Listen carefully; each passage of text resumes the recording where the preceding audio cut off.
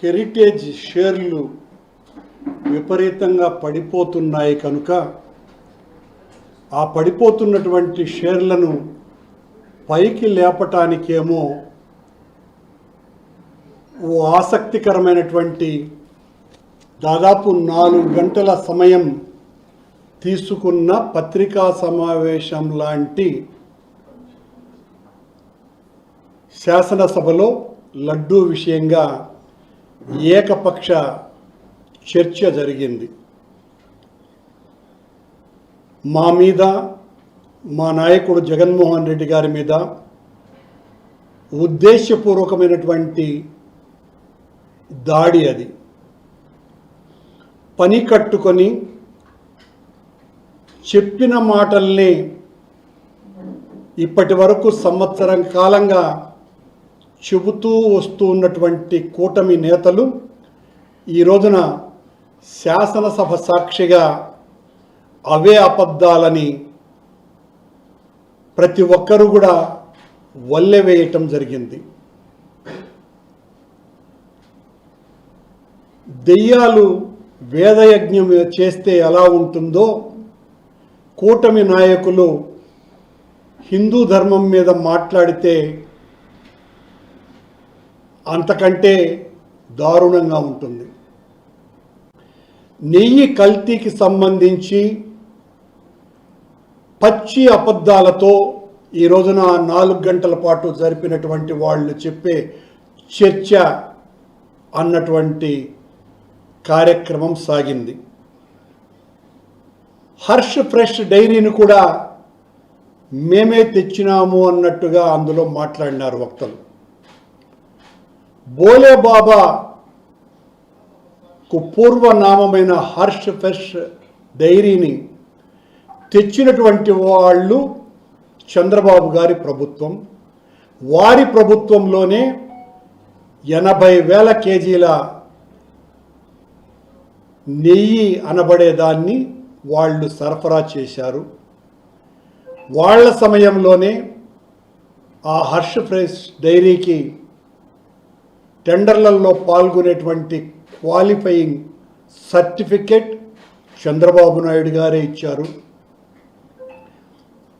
Heritage సంస్థ తన manufacturing సంస్థగా పేర్కొన్నటువంటి అధికారిక వెబ్సైట్లో పేర్కొన్న ఇందాపూర్ డైరీని వాళ్ళ హయాంలోనే తీసుకొని వచ్చినారు.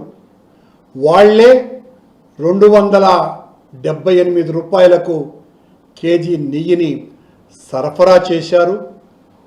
ఆశ్చర్యంగా బోర్డు సభ్యుడిగా ఉన్నటువంటి జ్యోతిల నెహ్రూ గారు కర్ణాటక మిల్క్ డైరీ వాళ్ళు 20 లక్షల కేజీలకు టెండర్లలో పాల్గొని 10 లక్షల టెండర్లలో పాల్గొనలేకపోయినారు. అందువలన L2గా ఉన్నటువంటి ఇందాపూర్ డైరీకి ఇచ్చినాము అని చెప్పినారు. అంటే కనీసం రెజల్యూషన్స్ను కూడా చూసేటువంటి ఓపిక లేనటువంటి మనుషులు వీళ్ళు బోర్డు సభ్యులు. కర్ణాటక మిల్క్ ఫెడరేషన్కు వచ్చిన నందిని మిల్క్ ప్రోడక్ట్స్కు వచ్చినటువంటి ఆ టెండర్, ఆ 20 లక్షల కేజీల టెండర్ వాళ్ళు ఒక్కరే పాల్గొన్నటువంటి టెండర్. మరెవ్వరూ కూడా అందులో పాల్గొలేదు. పాలక మండలి సభ్యుడైనటువంటి శాసనసభ్యుడు జ్యోతుల నెహ్రూ అందులో L2 టెండర్కు 35% ఇచ్చినాము ఇందాపూర్కు అని పచ్చి అబద్ధాలు శాసనసభ సాక్షిగా చెప్పినారు. అదే కర్ణాటక మిల్క్ ఫెడరేషన్ ఆ టెండర్ అయిపోయిన 3వ రోజునే దానికి సంబంధించిన మేనేజింగ్ డైరెక్టర్ పత్రికా సమావేశంలో ఇప్పటికీ మేము కూటమి ప్రభుత్వం వచ్చిన తర్వాత 50 లక్షల కేజీలను సరఫరా చేశాము, మరో 20 లక్షల కేజీలకు కూడా సరఫరా చేయడానికి సిద్ధంగా ఉన్నాము అని ప్రకటన కూడా చేసినారు. దాన్ని సాక్షాత్తు నేను విలేకరుల సమావేశంలో మొన్ననే చూపించటం కూడా జరిగింది. బలవంతంగా వాళ్లను ఆపి ఆ తరువాత 10 లక్షలకే మీరు పరిమితి అవ్వండి అని చెప్పిందే ఈ పాలక మండలి, ఈ ప్రభుత్వం. చెప్పి ఆ తర్వాత 10 లక్షల టెండర్లకు పిలిచినారు. పిలిచి ఎవరికి ఇచ్చినారు? ఇందాపూర్ డైరీ, మదర్ డైరీ అనేటువంటి 2 సంస్థలు అందులో పాల్గొని ఒకటి L1 గాను మరొకటి L2 గాను టెండర్లను దక్కించుకున్నాయి. ఇదే నందిని డైరీ అంటే కర్ణాటక మిల్క్ ఫెడరేషన్ L3గా ఆ టెండర్లలో పాల్గొన్నది.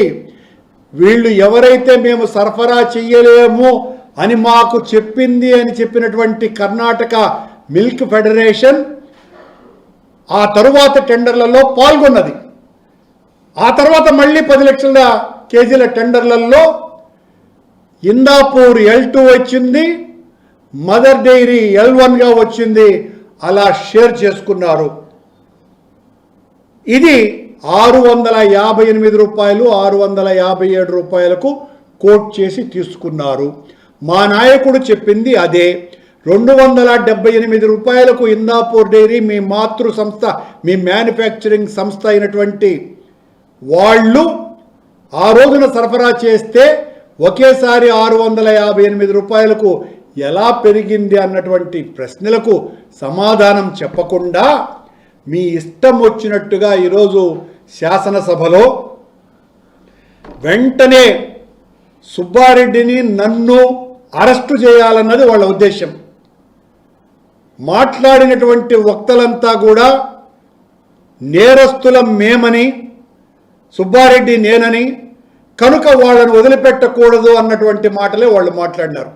సిట్ తన నివేదికలో ఎక్కడా కూడా మమ్మల్ని దోషులుగా ప్రకటించాల. మేమేదో సుబ్రహ్మణ్య స్వామి చేత రిట్ పిటిషన్ వేయించినట్టుగా పచ్చి అబద్ధాలు చెప్తున్నారు. సుబ్రహ్మణ్య స్వామి ఎక్కడా చెప్పలేదే, మేమెక్కడా ఓన్ చేసుకోలేదే.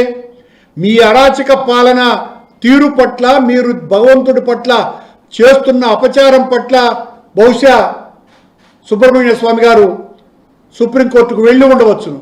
దాన్ని మేమేం ఓన్ చేసుకోవాలా. మీరు మాట్లాడుతున్నారు.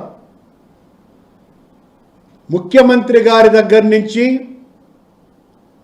ఆ కాలువ, మురిక్కాలువ శ్రీనివాసుల వరకు అందరూ కూడా పచ్చి అబద్ధాలే మాట్లాడినారు. అందులో సాక్షాత్తు రాజశేఖర రెడ్డి గారిని గురించి ఒక సభ్యుడు 2 కొండల జీవో తెచ్చింది రాజశేఖర రెడ్డి గారు అని మాట్లాడతాడు. ఆధారాలు చూపరు. వాళ్లకు నోటికి తోచింది మాట్లాడేయటమే. 746, 747 అన్నటువంటి 2007 సంవత్సరం జూన్ నెలలో ఇచ్చినటువంటి జీవోలను దేవాలయాలలో, హిందూ దేవాలయాలలో అన్యమత ప్రచారం జరగకూడదు అనేటువంటి 747 జీవోను 352 కిలోమీటర్ల పరిధిలో ఉన్నటువంటి ప్రాంతమంతా కూడా ఆ 7 కొండలన్నీ కూడా వెంకటేశ్వర స్వామి క్షేత్రానివే అన్నటువంటి 746 జీవోలను ఇచ్చిందే రాజశేఖర రెడ్డి గారు. అంతకు పూర్వం దీనికి సంబంధించి ఏ రకమైనటువంటి జీవోలు లేవు. బ్రిటిష్ వారు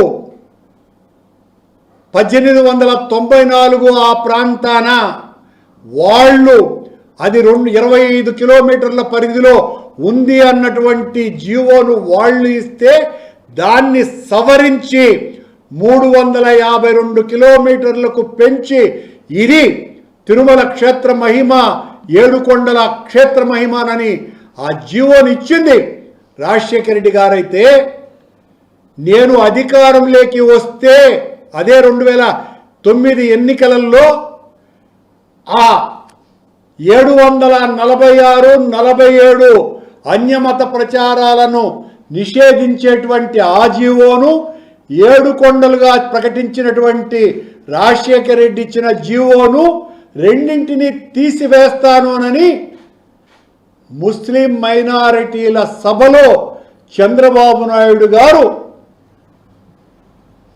ప్రమాణం చేసి మళ్ళీ చెప్పినారు. ఆయన మాట్లాడతాడు, రాజశేఖర రెడ్డి గారు 2 కొండల జీవో తెచ్చినాడు అని మాట్లాడిస్తాడు. అన్ని అబద్ధాలే. ఈ రోజున ఎవరినైతే నిందితులుగా మీ సిట్ ప్రకటించిందో వాళ్ళల్లో ఎక్కడా కూడా మమ్మల్ని దోషులుగా సుప్రీంకోర్టు నియమించినటువంటి సిట్ ప్రకటించలా. మీకు బాధ కరుణాకర్ రెడ్డిని, సుబ్బారెడ్డిని ప్రకటించలేదే అన్నదే మీ దుగ్ధ. ప్రకటించిన వాళ్ళు ఎవరు? ఆ 36 మంది నిందితులు, అక్కడ ఉన్నటువంటి సరఫరాదారులు, టీటీడీలో ఉన్నటువంటి కింది స్థాయి ఉద్యోగులు, నెయ్యి నాణ్యతను పరిశీలించేటువంటి నిపుణులు, వీళ్లను దోషులుగా ప్రకటిస్తే మళ్ళీ ఏకసభ్య కమిషన్ను వేసినారు మీరు. ఏకసభ్య కమిషన్ యొక్క పరిమితి కూడా నిన్న సుప్రీంకోర్టు చాలా స్పష్టంగా చెప్పింది. అయినా కూడా గత 15 రోజులుగా మేము చెబుతున్నటువంటి మాటలన్నీ కూడా ప్రజల్లోకి చొచ్చుకు వెళ్ళిపోయినాయి. కనుక చంద్రబాబు గారు, ఆయన కూటమి మాట్లాడినటువంటి ఈ నెయ్యి కల్తీ వ్యవహారంలో అంతా కూడా భగవంతుణ్ణి అడ్డు పెట్టుకొని రాజకీయం చేస్తున్నారు వీళ్ళు అన్నటువంటి అపచార నింద మీ మీద పడ్డది. కనుక దాన్ని తుడుచుకోవటం కోసమని ఇందాపూర్ డైరీని మీరే తీసుకొని రావటం మూలంగా హెరిటేజ్కు ఇందాపూర్కు ఉన్నటువంటి సంబంధం బయటపడటంతో ఒక్కసారిగా హెరిటేజ్ షేర్ల విలువ అమాంతంగా ఆకాశం నుంచి పాతాళానికి పడిపోవటంతో దాన్ని మళ్ళీ పైకి లేపటం కోసమనే ఈ రోజున శాసనసభలో మీరు చర్చ అన్నటువంటి దాన్ని తీసుకువచ్చారే తప్ప వాస్తవాలు ప్రజలకు చెప్పాలన్నటువంటి ఉద్దేశం ఏమీ లేదు. అందులో వీళ్ళందరూ కూడా మాట్లాడినటువంటి మాటలు కరుణాకర్ రెడ్డిని, సుబ్బారెడ్డిని నేరస్తులుగా ప్రకటించేంత వరకు మనం నిద్రపోకూడదు అన్నట్టుగా మాట్లాడతారు. ఛాలెంజ్ చెప్తున్నాం, తప్పు చేసినటువంటి వాళ్ళమే అయితే భయపడి పారిపోవాల్సినటువంటి పరిస్థితి మాది కాదు. దేన్నైనా ఎదుర్కొనేదానికి సిద్ధంగా ఉన్నాం. ఏ తప్పు చేయలేదు కనుకనే దానికి సంబంధించి సిట్, చంద్రబాబు నియమించినటువంటి సిట్టును మేము ఆక్షేపించినాం. ఎందుకు? నీ సిట్, నీ కింది పోలీసు అధికారులు నీ ఇష్టం వచ్చినట్టు నువ్వు ఏమి చెబితే వాళ్లను నేరస్తులుగా ప్రకటిస్తుంది. కాబట్టి అందుకు సుబ్బారెడ్డి గారు సుప్రీంకోర్టుకు వెళ్ళారు. వాస్తవాలు ఏంటి అన్నది మీ ఆధ్వర్యంలో జరగాలని. దాన్ని ఒప్పుకోరెందుకు మీరు? దాన్ని ఆక్షేపిస్తారు. సుప్రీంకోర్టుకు వెళ్ళటాన్ని కూడా తప్పు పడితే ఎట్లా?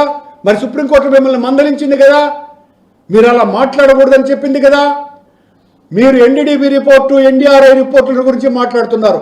వాళ్ళు ఏదో చాలా స్పష్టంగా యానిమల్ ఫ్యాక్ట్ ఉంది అని నిపుణులు ఇప్పటికీ సంవత్సర కాలంగా 10 సార్లు చెప్పినారు. దానికి సంబంధించినటువంటి వాళ్ళు ఎన్డీడీబీ కానీ ఎన్డీఆర్ఐ కానీ ఎవరైనా కూడా 100% పూర్తిగా ఏమీ లేదు అనే విషయాన్ని చెప్పరని, ఆవులు తినేటువంటి ఆహారాల కారణంగా అందులో కొవ్వు శాతం ఉంటుంది, 1% 1/2% అన్నటువంటి విషయాన్నే ఎన్డీడీబీ ప్రకటించింది అన్నటువంటి మాట చాలా సుస్పష్టంగా నిపుణులందరూ కూడా చెప్పినా కూడా ఈరోజు శాసనసభ సాక్షిగా మళ్ళీ నేను ఎన్డీడీబీ ఇచ్చినటువంటి రిపోర్ట్ మీద ఆధారపడే యానిమల్ ఫ్యాక్ట్ ఉంది అని మాట్లాడాను అని చెప్తారు. ఆ రోజు మీరేం మాట్లాడారు? సెప్టెంబర్ 18వ తారీఖున నెయ్యికి బదులుగా జగన్ ప్రభుత్వం లడ్డూలో ఆవు కొవ్వు కలిపింది అని మీరు మాట్లాడింది. మీ ఉప ముఖ్యమంత్రి ఏం మాట్లాడినారు? తిరుమల నుంచి పంపించినటువంటి 1,00,000 లడ్లు అయోధ్యకి అందులో ఆవు కొవ్వు, పంది కొవ్వు, చేప నూనె కలిపిన వాటిల్తో పంపినారు అంటే ఈరోజు పవన్ కళ్యాణ్ మళ్ళీ మాట్లాడుతున్నాడు ఆ మాటని. దాన్ని ఎట్లా నమ్మాలా మేమని? ఇదిగో మీ దగ్గర ఉన్నాడు కదా బోర్డు సభ్యుడు, మీ పాలక మండలి సభ్యుడు బోరా ఉన్నాడు కదా, ఎందుకు అతన్ని అడగటం లేదు మీరు? దానికి ఆధారాలు ఏంటి? అంతకంటే ఆధారం ఏముంది? దానికి సంబంధించి రెజల్యూషనే ఉంది, వాళ్ళు పంపించిన దానికి ఆ నెయ్యి సంబంధించి. ఇంత దారుణంగా శాసనసభ సాక్షిగా పచ్చి అబద్ధాలు చెబుతూ ఒకదాని మీద ఒకటి అన్ని అబద్ధాలు చెబుతూ అందులో మీ పాలనలో హైందవ ప్రచారం ఎలా జరిగింది, నేను ఎలా హైందవ ప్రచారం చేసినాను అన్నటువంటి విషయాల్ని సుస్పష్టంగా చెప్పదలుచుకున్నా. ఇన్ని రకాలైనటువంటి అబద్ధాలు ఈయన మరి లోకేష్ ముసల్మానా చూడండి ఎంతగా ఆయన వంగి ఏ రకంగా ఫోటోలు, మరి ఇన్ను ముస్లిం అనాలనా, లోకేషా సలాం బాయా, అసలాం బాయా ఆయన. మరి లోకేష్ గారు క్రిస్టియన్ యువతులతో తిరుగుతున్నటువంటి ఈ ఫోటోని ఏమనాలా, క్రిస్టియన్ అనాలనా? పచ్చి అబద్ధాలు మీరు ఎన్ని చెప్పినా కల్తీ నెయ్యికి మూలాలు మీ పాలనలో ప్రారంభమైనాయి.